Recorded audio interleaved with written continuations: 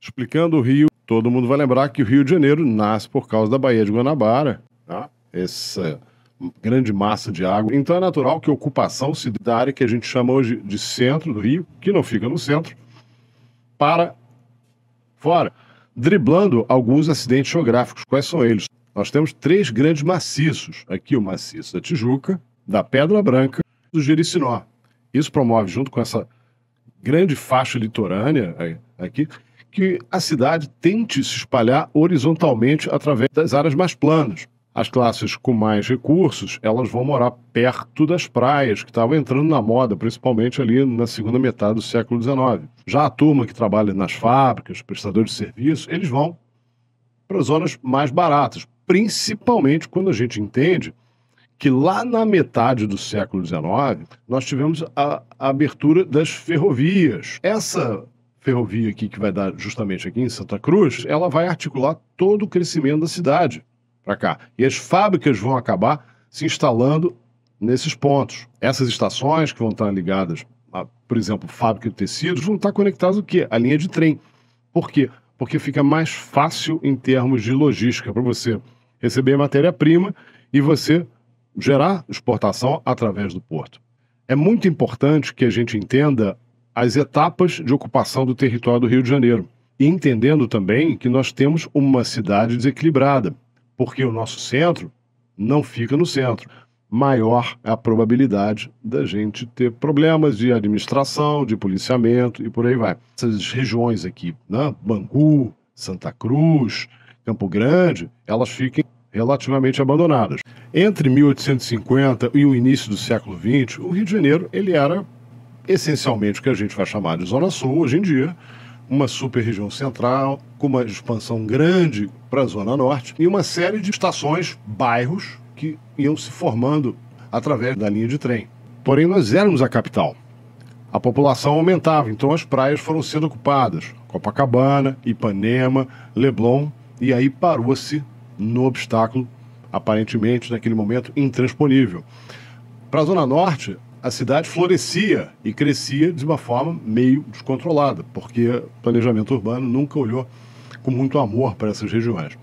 Porém, lá na década de 60, as pessoas começaram a pensar em desbravar uma região muito importante aqui para o Rio de Janeiro, chamada Barra da Tijuca. O Rio de Janeiro deixou de ser capital em 1960.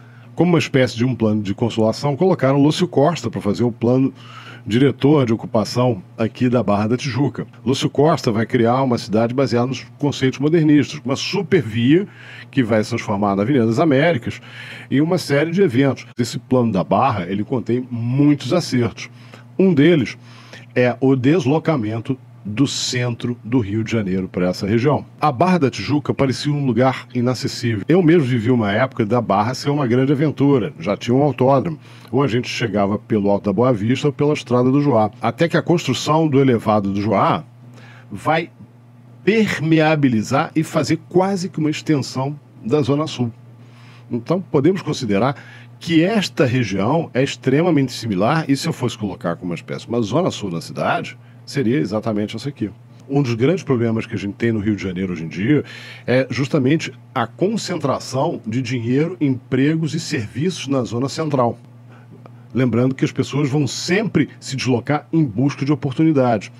Então, esses bairros que anteriormente eram considerados periféricos ou longínquos ou esquecidos pela natureza, as pessoas, de certa maneira, até hoje fazem este movimento. Saem de Campo Grande, Santa Cruz, Bangu, Realengo, vão trabalhar no centro ou vão trabalhar, hoje em dia, na Barra da Tijuca, que está se transformando no centro financeiro da cidade.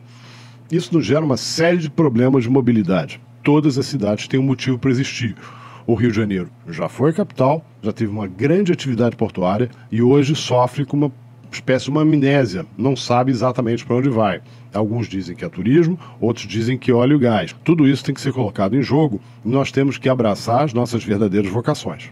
O Rio de Janeiro ele é compartimentado nas famosas áreas de planejamento. AP1, AP2, AP3, AP4, AP5.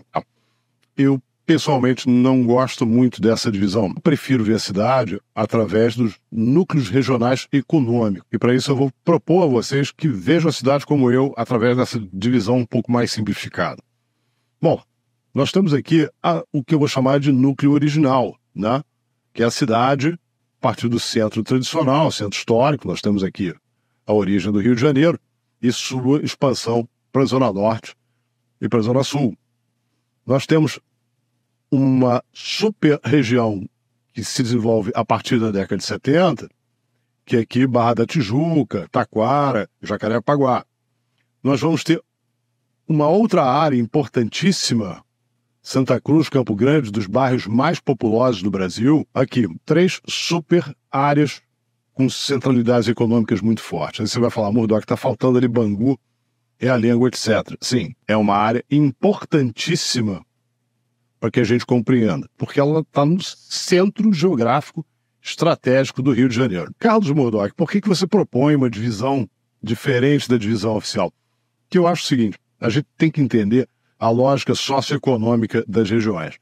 E eu compreendo que essas 3 áreas são áreas, de certa maneira, estanques, sendo que essa 4ª área, que é a área central aqui do Rio, Bangu, Realengo, etc., é uma área articuladora entre as outras 3. Então, apresentarei propostas para fomentar todas estas regiões de forma individual. Cada uma vai ter seu vídeo, cada uma vai receber um pacote de propostas, mas sempre pensando que elas funcionam como organismo, articuladas entre si. Olhando para a vocação de cada área, nós podemos fomentar um pacote de políticas públicas específicas para a região. Desta maneira, aumentando a empregabilidade, incentivando a economia e fazendo, inclusive, que o cidadão se desloque menos para que consiga sua subsistência e qualidade de vida.